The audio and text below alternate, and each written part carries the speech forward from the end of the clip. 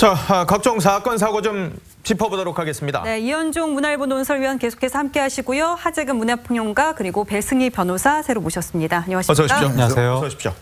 자, 첫 번째 주제입니다. 이 초코 케이크 식중독 네. 지금 난리가 났어요. 전국에 지금 배탈 난 학생이 지금 2,000명이 넘는다는데요, 지금? 예, 그러니까 어제 저녁까지 2,000명 이상이 의심 환자로 확인이 됐는데 예. 문제는 이 살모넬라균이 원인이라고 하는 거거든요. 예. 이게 잠복 기간이 72시간이라서 오늘까지 상황을 봐야 된다는 겁니다. 사흘이나 잠복 기간이요. 그러니까는 72시간 동안 멀쩡하다가 이게 병이 발현될 수도 있는 것이기 때문에 오늘 더 늘어날 가능성도 있다. 그리고 이제 어제 나온 이야기가 일부 학교에서는 네. 고3 학생들한테도 이 케이크 제공됐다. 아이고, 그 이런 이야기가 어떡해요? 나오고. 시험 얼마 안 남았는데요, 수학능력 시험? 올 10일부터 수시 모집을 하게 되는데 예. 지금 그러니까 초비상인 상황인데 이럴 때 식중독 걸리면 큰일이고 그러니까 일부 학교에서는 벌써 일부 고3 학생이 식중독이 의심된다는 이야기가 어제 저녁 때 나왔는데 혹시 또 뭐 그러니까 굉장히 많은 학생들한테 케이크 지급됐다고 하니까 오늘 더 많은 고3 학생이 혹시 식중독이 발현됐다고 결과가 나올까 봐 굉장히 걱정하고 있는 상황입니다. 그러니까 이 초코 케이크에 문제가 됐던 거는 왜 우리 케이크 만들 때 많이 쓰잖아요. 달걀 흰자만 딱 분리해가지고 그 남방액이라고 하는 게 있는데 그 남백액이 어디 급식으로 이제 납품이 됐는지 이걸 따져보면은 조금 원인을 찾기가 쉬울 것도 같거든요. 네, 그래서 식품안전처에서는 지금 역학조사를 실시한다고 하는데요. 근데 이 사건 같은 경우에는 여러 단계로 좀 나눠봐야 될 것 같아요. 그래요? 우선 식품을 만드는 단계,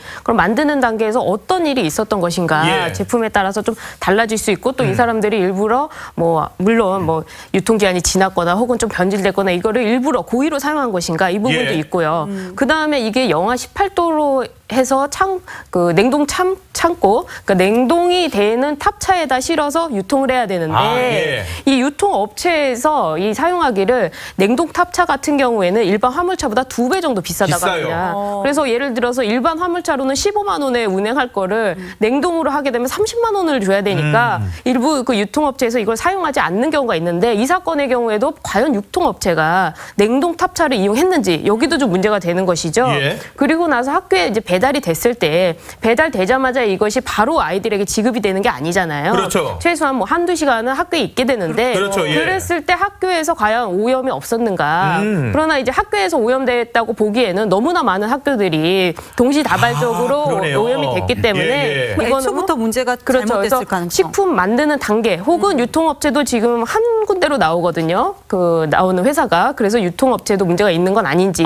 그래서 이건 좀 지켜봐야 될 것 같습니다. 제조 과정이 문제였을지 유통 과정이 문제였을지 이 부분을 세분해서 들여다봐야 된다는 건데 근데 앞서 그냥 살모넬라균 식중독이라고 그랬는데 일부에서는 장티푸스 얘기가 나오는데 이건 또 뭔 얘기예요? 그러니까 이걸 이제 조사를 해봐야 된다고 하는 건데 살모넬라균의 원인균이 장티푸스나 파라티푸스에 관련이 있을 수도 있다는 겁니다. 100% 그렇다는 건 아닌데 우리가 그냥 상식적으로 알기로는 살모넬라균 하면 그냥 설사하는 그런 정도. 주로 이제 달걀 껍질 같은 데 많이 묻어 있고, 그러니까 달걀 껍질 만지고 손을 씻어야 된다는 겁니다. 그렇지 않으면 그러니까 살모넬라균에 의한 식중독 환자가 해마다 발생하는데 계란, 말이 이런 거 드시고도 발생하고. 근데 이 차원이 아니라 만약에 이게 장티푸스로 발전을 한다고 하면 문제가 훨씬 심각해지고 왜냐하면 장티푸스 같은 경우에는 전염성이 너무 크기 때문에 이건 엄청난 사회 문제가 될 수도 있는데 이런 부분에 관련해서는 지금 역학 조사를 하고 있고 다음 주 초에 조사 결과가 나온다고 하니까 그걸 지켜봐야 될 것 같습니다. 근데 우리가 더 공분하는 부분은 왜 해썹이라고 해서 HACCP 이 마크가 있으면 우리는 좀 안심을 하고 뭔가를 접하게 되잖아요. 그렇죠. 이거 있으면 깨끗한 것 같고 위생적인 것 같고. 근데 이 초코 케이크를 만든 업체도 해썹 업체이기도 했습니다. 이게 이제 학교 급식이 이제 전국적으로 실시가 되다 보니까 이 해썹 인증이 없는 업체 같은 경우는 거의 급식을 할 수가 없어요. 그만큼 이제 이 해썹을 인정받는 것인데 처음에 이제 그래서 공정 과정이라든지 뭐 이런 것들 가서 검사를 합니다. 그래서 이제 해썹 인증을 받으면 3년 동안 사실은 이제 해썹 인증을 받고 이제 하는 거예요. 근데 문제는 그 뒤에 이제 예를 들어 다시 또 받아야 되는데 문제는 이 관리할 수 있는 직원이 뭐 지금 상근 직원이 한 15명 정도 그다음에 이제 그 검증할 때 한 40명, 50명 정도밖에 안 된다는 거예요. 그러니까 그 업체가 해썹 인증을 받았더라도 과연 지속적으로 해썹의 어떤 규정에 맞게끔 3년 하느냐. 동안은 더 이상의 어떤 제재가 들어온다거나 그렇죠. 검사가 일단 검사 기본적으로 왜냐하면 직원들이 얼마가 되지 않기 때문에 모든 일일이 업체들을 다 검사할 수는 없지 않습니까? 물론 뭐 랜덤으로 할 수는 있겠지만 그렇다 하더라도 이 직원이 너무나 적으니까 그러면 일단 학교 당국에서는 해썹 인증이 있는 거니까 지금 믿고 믿는 것인데 이번 같은 경우도 보면 이 계란에 들어간 남백액 여기에 이제 하는 그 업체에서 긴급 조사를 해보니까 바로 거기에서 이제 살모넬라균이 발견이 됐고 그다음에 이것에 대한 이제 종합적인 결과는 이제 월요일 정도에 나온다고 합니다만은 일단 그렇다고 한다면 기본적으로 그 만든 업체가 일단 해썹 인증을 받았는데 그걸 이제 검증하지 않았다는 거죠. 예전에 우리가 뭐 살충제 계란도 문제가 있었죠. 그랬었죠. 등등 이런 걸 보면 과연 이 정부의 어떤 시스템 자체가 정말 제대로 되고 있는 것인지 그리고 요즘은 보면 학부모들이 각 학교에서 이제 이 일일이 다 검사를 해서 또 하는 경우도 있긴 합니다. 그렇지만 원천적으로 제조 이게 자체가 일단 문제가 생겨버리면 이 중간 단계 검증이 제대로 안 되는 것이거든요. 그래서 이것도 아마 좀 다시 한번 짚어봐야 될 문제인 것 같습니다. 아니 근데 이 계란 흰자, 이 난백액이라는 거 요거 납품한 회사가 위생적이라고 해썹 마크도 받았는데 지금 문제가 생긴 거지 않습니까? 그런데 이 회사가 여기 케이크 회사에만 저기 계란을 납품한 게 아닌 것 같거든요. 그러니까 지금 그것 때문에 지금 상당히 이제 긴장을 하는 것 같아요. 왜냐하면 사실은 이렇게 하는 업체가 물론 뭐 이쪽만 사실은 일반적인 급식만 아니라 일반 뭐 카페라든지 뭐 레스토랑 이런 데도 이제 납품할 수 있는 것이거든요. 그렇다면 동일한 기준이라면 그런데도 문제가 생길 수가 있는 것이죠. 그렇기 때문에 이게 지금 그래서 조사 전체를 일단 지금 이 업체와 관련된 조사를 하고 있긴 하는데 문제는 과연 이 학교 급식만 그런 것인지 아니면 일반 업체까지 납품을 했는 것인지 이거는 지금 현재 조사를 하고 있다고 합니다.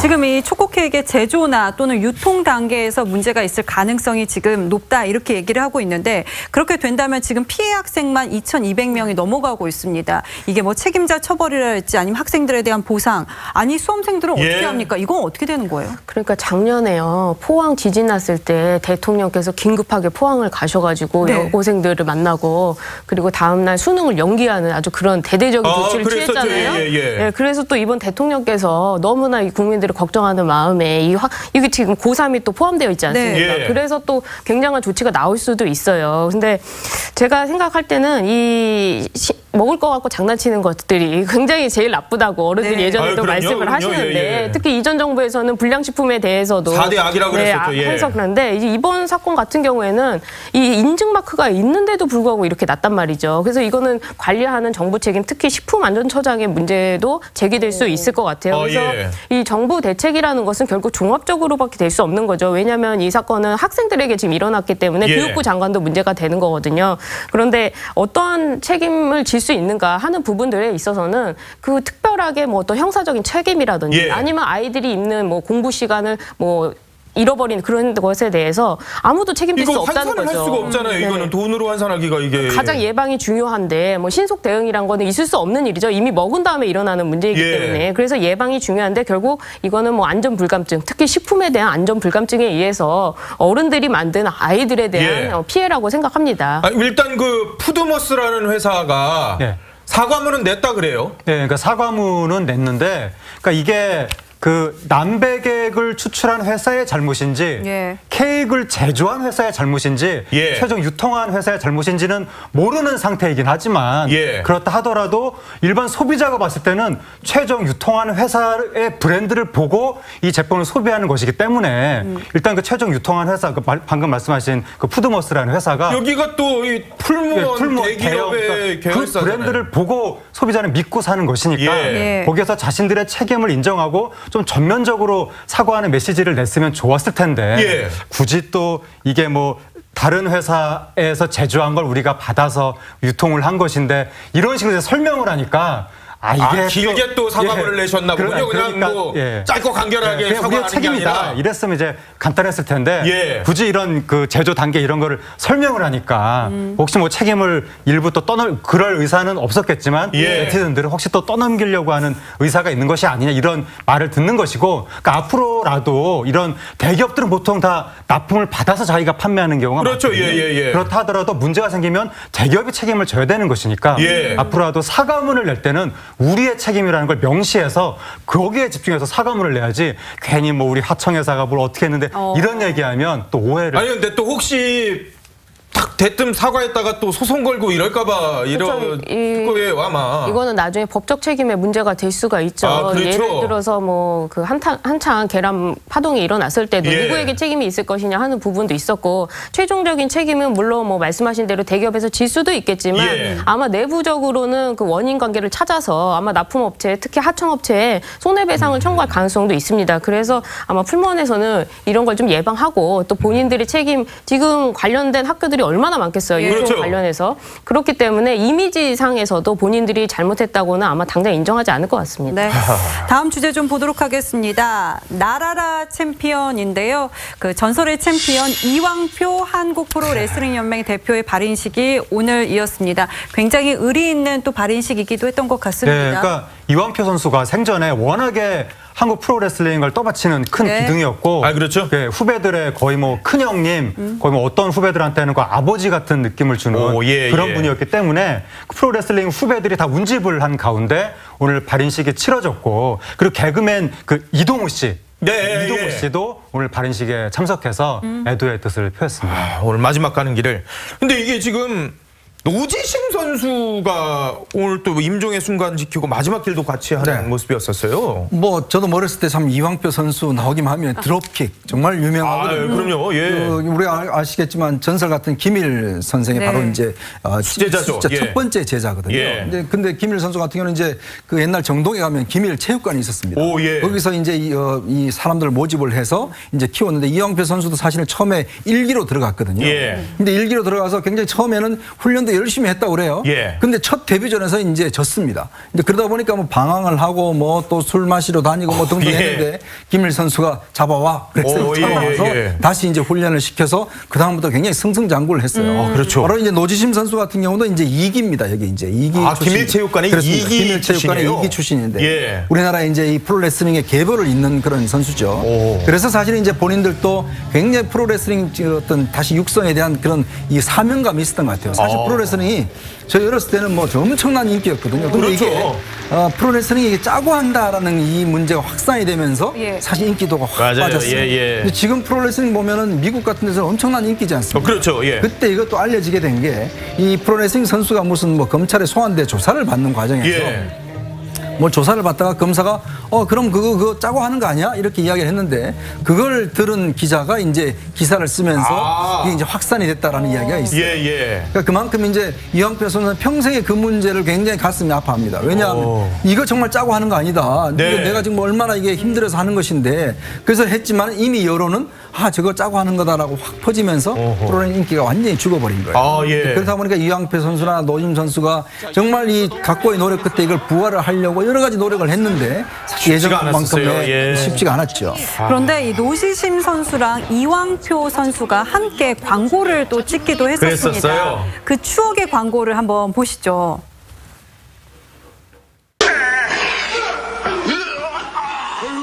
아테네 봐야 되는데. 기심아! 네! 남편! 이제 좀 가자! 내가 하는데!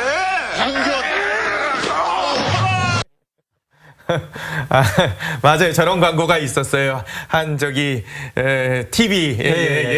그런 광고에서 두 분이 막역한 사이셨던 모양이에요. 노지심 선수하고. 이제 방금 말씀하신 것처럼 김일 선수 거기에서 모집했던 그 후배들 중에 이왕표 선수가 1기였고 노지심 선수가 2기였는데 민머리의 코스지역 항상 트레이드마크죠. 그러니까 이 이왕표, 노지심 이 두 분이 한국 프로레슬링의 마지막 스타급 선수였던 거죠. 그 전에 뭐 김일, 뭐 여건부 뭐 이런 분들이 있을 때는 정말 전 국민이 다 아는 스타였다가 근데 이제 1980년대 이후에 우리나라 프로레슬링계가 좀 이렇게 침체기로 접어들면서 후배들 중에서 더 이상 스타의 맥이 끊어졌고 마지막 남은 그 프로레슬링의 기둥이면서 두 스타가 이왕표 선수, 노지심 선수 이렇게 되다 보니까 거의 엄청난 동지의식이 있었던 것 같습니다. 그래서 두 분이 굉장히 어떤 그 내분 같은 거 없이 한국 프로레슬링 최근까지 이끌어왔고 지금 노지심 선수가 이왕표 선수의 임종을 지켰다고 하거든요. 그러니까 이게 어떤 분이 사망했을 때 장례식장에 연락받고 찾아갈 수는 있는데 임종을 지킨다는 것은 가족이 지키잖아요. 이것은 연락받고 가는 게 아니잖아요. 계속 병원에 상주해야만 임종을 지킬 수가 있는 건데 이 노지심 선수가 병원에 상주할 정도로 정말 의리가 있었던 것 같고 이번에 장례식 때도 노진 선수가 상주 중에 한 명으로 손님들 맞았습니다. 그러니까 임종을 지킬 정도의 사이면 정말 막역한 사이인데 이 두 분 사이에서 오갔던 얘기들도 참 아직까지 회자가 되는 게 많습니다. 그러네요. 그렇습니다. 뭐 하여튼 마지막까지도 노심 선수한테 정말 내가 다시 일어선다. 네. 그렇기 때문에 다시 또 하겠다. 이왕표 선수가요. 네, 그렇죠. 원래 이왕표 선수가 이제 담낭암이 있었어요. 근데 이제 그걸 치료를 했다가 다시 이제 이게 재발이 돼서 있었거든요. 그러다 보니까 이제 본인은 정말 이 재기하겠다는 그런 의욕이 굉장히 열정이 많았습니다. 옛날에 뭐 밥샘 선수하고도 뭐 한번 경기하기도 맞습니다. 하고 1라운드에서 바로 그냥 KO로 그냥 그렇죠. 그걸 하기도 하고 뭐 여러 가지 하여튼 이걸 다시 활성화시키기 위해서 노심 선수하고 둘이 정말 각고의 노력을 했거든요. 마지막 순간에도 이제 재기할 수 없다는 상황에서도 곧 할 수 있다 이런 어떤 이 의욕을 밝히셨는데 결국은 이제 병상에서 일어나지 못하셨습니다.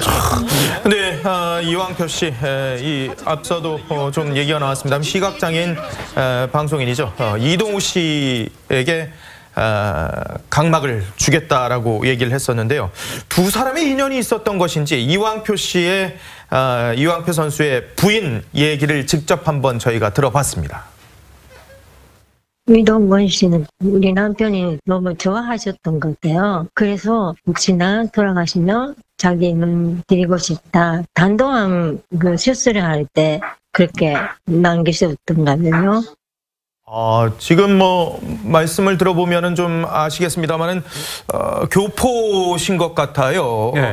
부인이. 네, 근데 이제 그 이왕표 선수가 생전에 암 수술하기 전에 안구를 주겠다고 한 거죠. 이동우 씨한테 안구를 주겠다고 했는데 문제는 이동우 씨가 병이 이 망막에 병이 생긴 거예요. 각막이 아니라 망막에.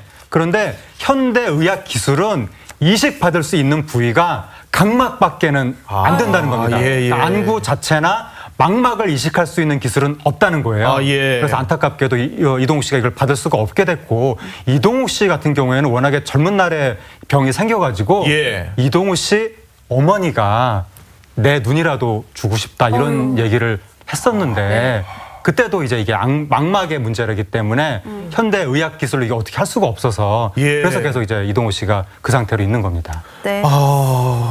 저희는 또 다음 마지막 주제를 좀 보도록 하겠습니다. 그럴까요? 네, 마지막 주제는 상도동 유치원 붕괴 현장 얘기를 좀 해보도록 하겠습니다.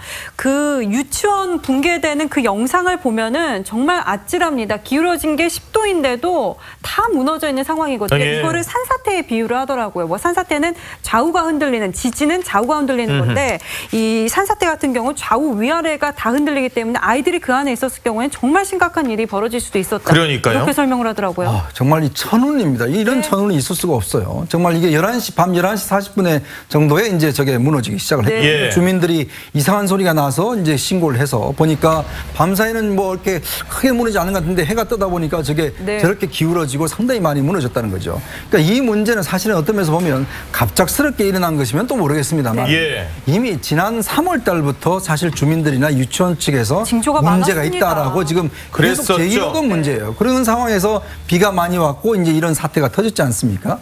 저는 만약에 이게 정말 낮에 일어났더라면 어땠을까라는 생각이 듭니다. 100여 명 정도 되는 이제 유치원생들이 저기서 공부를 하고 바로 옆에는 또 상도 초등학교가 있습니다. 맞아요. 이제 그러다 보니까 이게 굉장히 또 높은 고지대에 있어요.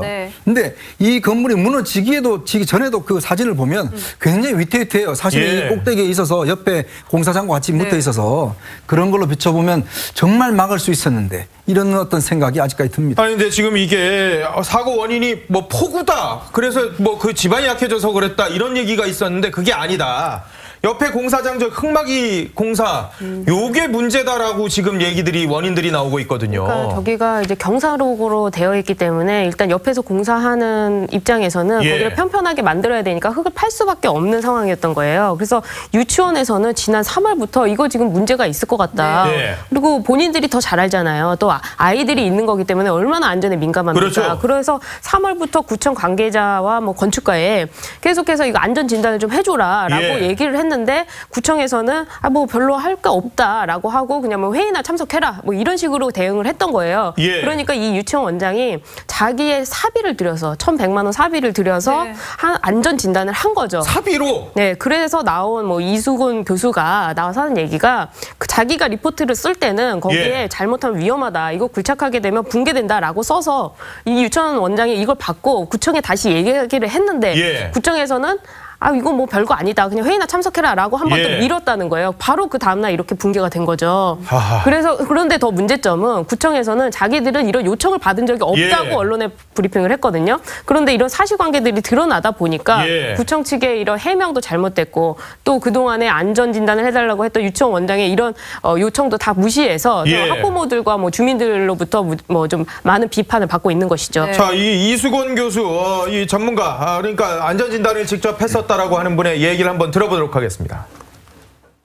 제가 5개월 전에 그 상도 유치원에서 자기네가 위험하다고 군열 아마 위험하다 그래가지고 네네. 제가 저한테 의뢰를 해가지고 제가 가서 봤었습니다. 예. 제가 리포트까지 써줬습니다. 딱 그 얘기 써 있습니다. 예. 잘못하면 위험하다 굴착하게 되면 붕괴된다는 게 써 있습니다.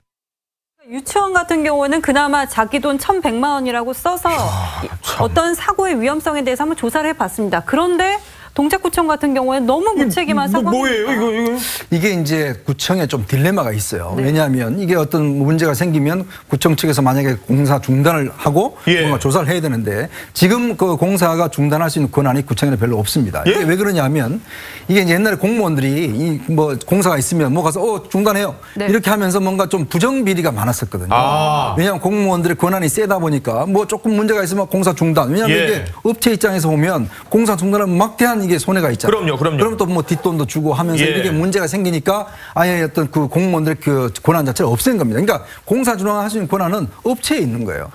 안 그러면 소송을 해서 소송의 어떤 결과물로서 이제 공사 중단을 해야 되는 방법밖에 없습니다. 예. 그러니까 구청 입장에서 보면 이 접수를 했는데 그럼 구청에서 뭔가 자기 돈을 들여서 조사를 해야 되는데 그쪽 업체한테다가 자 그럼 당신이 한번 조사해 보시오 이렇게만 이야기를 한 거예요. 그러니까 예. 업체 측에서는 자기들 조사를 해보니까 문제 없습니다. 라고 통보를 한 거죠. 어허. 그래서 구청 측에서는 그러면 이게 문제는 이제 소송으로 가야 되는데 예. 문제는 구청 측에서 즉각적으로 공사 중단을 할 수 있는 이런 상황이 이제 권한이 없으니까 예. 이 문제가 이제 비롯이 된 것이거든요. 근데 문제는 이게 사실은 누가 봐도 저게 위험하다는 걸 알고 예. 또 학부모 유치원 측에서 자비를 들여서 조사를 했지 않습니까? 그러니까요. 그러면 뭔가 구청에서 좀 경각심을 가지고 해야 되고 문제가 있고 또 하나는 서울시교육청에서도 이게 사실은 처음에 문제돼서 조사하려고 돈을 좀 달라고 그러니까 40년 이상 안 되면 우리는 돈 못 줘 이렇게 된다는 거예요. 40년 이상 안 되면 즉 건물이 40년 이상 안 되면 안전진단 비용을 못 주게 돼 있다고 그럽니다. 이게 유치원은 40년 되지가 않았으니까. 그러니까 줄 수 없다는 거예요. 그래서 유치원 원장이 자기 돈 1,000만 원 들여서 조사를 한 거예요.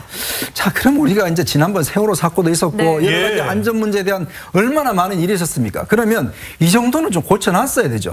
지금 상황을 보면 여전히 하나도 바뀐 게 없습니다. 공무원들은 그냥 지켜만 보고 있을 수밖에 없고 즉 업체가 자기가 나서서 조사를 해야 되고 왜냐하면 업체가 스스로 중단하겠습니까? 왜냐하면 중단하면 이 공사 손해가 얼마나 되겠습니까? 망할 수도 있는 거거든요. 그러니까 이게 지금 악순환이 여전히 바뀌지 않았다는 것이죠. 아니 근데 이해가 안 가는 게 구청에서는요.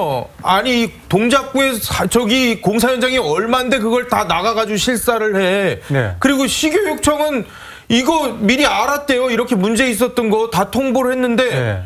등하교 저기 그럼 취소를 해야 될 거 아니에요, 애들을. 네. 그런 것도 하나도 안 했다는 거 아니에요, 지금. 그러니까 이제 우리나라 행정의 문화가 혹시 모를 사고에 대한 대비는 좀 소홀히 하는 경향이 있다는 거죠. 아니 지난번에 저기 태풍 온다고 막 난리 법석해가지고 그러니까 우리나라가 이제 압축 성장을 하다 보니까 압축 성장이라는 게 무조건 개발 우선이고 뭔가를 만들어가는 과정에서 혹시 문제가 생길 수도 있으니까 좀 지체하자. 이건 좀 중단시키고 좀 잘 살펴보자. 이런 걸 하는 문화가 약했다는 거죠. 일단 달리고 보자. 일단 만들고 보자. 이런 문화가 강했는데 이제는 더 이상 그래선 안 되고 안전을 최우선으로 조금 느리게 가더라도 안전을 최우선으로 가야 한다는 게 이제 시민사회의 요구인데 아직까지도 이제 공직사회 공무원들은 거기에 지금 뒷받침이 안 되고 있는 것은 아닌지 그리고 요번에 좀 놀란 게 이게 뭐냐면 그러니까 지금 이 구청에서 하는 말은 우리 관내에서 공사를 얼마나 많이 하는데 우리가 관리할 수 있는 직원이 5명, 6명밖에 없는데 어떻게 일일이 실사를 하느냐. 이게 구청에서 지금 하고 있는 말인데 진짜, 뭐 그것도 문제지만 요번에 제가 놀란 것이 우리나라 구청, 대도시 구청이 자기 관내의 지질 상태를 모르나 저는 그것 때문에 왜냐하면 아까 좀 전에 교수분 얘기가 나왔잖아요. 그러니까 그 교수분이 하는 이야기가 이게 비가 온 게 문제가 아니라 이 건물이 지어진 땅의 지층 상태가 단층이 있어서 보다 일반적인 그 공사보다 강력하게 흙맞이를 하지 않으면 이건 미끄러지는 지층이다. 원래 위험한 지층이다라고 했다는 거죠. 근데 원래 상식대로라면 구청이 이미 자기 관내 모든 지층 상태를 알고 여기에 이제 공사를 한다고 하면 거기는 위험한 지층이니까 평소보다 흙마이 공사를 강하게 해야 된다라고 지도를 해야 되는데 이거를 실사를 나가봐야만 안다는 것은 아무것도 모른다는 얘기니까 이거 좀 심각한 문제가 아닌가. 그러니까 서울시 어떤 지질 구조 이런 것부터 좀 제대로 조사를 해봐야 될 것 같습니다. 내일이요. 이낙연 총리가 이 상도동 무너진 사건을 묵과할 수가 없어서 현장 방문을 하신다고 합니다. 맞아요. 직접 가신대요. 그러면 또 이제 뭐 장관도 가만히 있을 수 없을 것 같고 서울시장이라든지 동작구청장 가만히 있을 수 없죠. 그런데 사실 현장 방문해서 간다고 해가지고 이 사고를 해결할 수 있는 건 아니거든요. 오히려 물론 총리는 조용히 가시겠다고 그렇게 하지 않을 테니까는 준비도 하지 마시고 이런 말까지 남겼습니다. 그렇지만 밑에 있는 공무원들은 그렇지가 않죠. 의전이란 건 다 있는 거는데 그런데 사실은 그 전에도 사고는 많았잖아요. 대청 화재 참사라든지 밀양 화재 참사, 뭐 포항 지진까지 해서 많은 사건들이 있었는데 이러고도 아직까지 이 문제를 해결하지 못했다는 것. 특히 그러니까 방문한다는 게 중요한 게 아니라 말씀하신 대로 구청 직원들이 현장을 잘 모른다는 거예요. 그래서 오늘 뭐 조선일보에도 나왔지만은 구호만 요란했지 실제로 현장 중심은 아니지 않느냐 이런 비판을 맞을 수밖에 없고 오히려 이 구청에서 이건 각 지자체의 문제거든요. 건축 허가라는 거는. 그래서 지자체에서 허가할 때 밀어붙이식이 아니라 이거는 주민의 그 항의도 많이 있었대요. 그럼에도 불구하고 건축주와 뭐 시공사의 그런 의견 때문에 구청에서는 허가를 해준 거거든요. 그래서 뭐 윗선이 중요한 것이 아니라 정말 이 문 대통령께서 말씀하신 안전한 대한민국을 만들려면 정말 현장이 중요하다. 그래서 각 지방의 지자체의 구청장들, 구청 그리고 직원 그리고 현장을 다니는 이 직원들에게 많은 그 역할을 주고 여기서 단속을 잘 해야 될 것 같아요. 이 부분은 어떻게 돼요? 지금 저 상도 유치원이 기울어져 가지고요. 도저히 사실 저기 더 다닐 수가 없을 거예요. 그럼 아이들 120명이 지금 다른 데 지금 분산되고 있는데 일시적으로 지금 분산되고 있는데 이거 이 친구들 어딘가로 다 보내줘야 되는 거고 그 와중에 학부모들은 지금 혼란스러울 수밖에 없고요.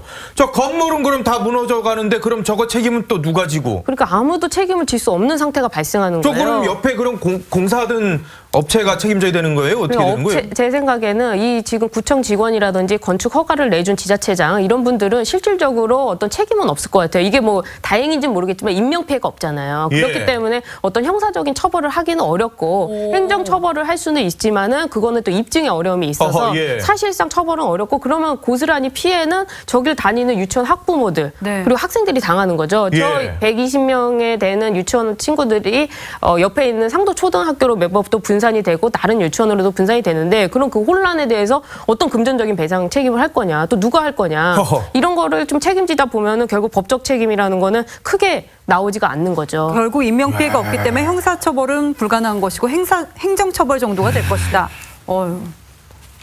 이게 참 정말 이해가 안 가네. 자, 세 분과 말씀 나눠봤습니다. 고맙습니다. 고맙습니다. 감사합니다.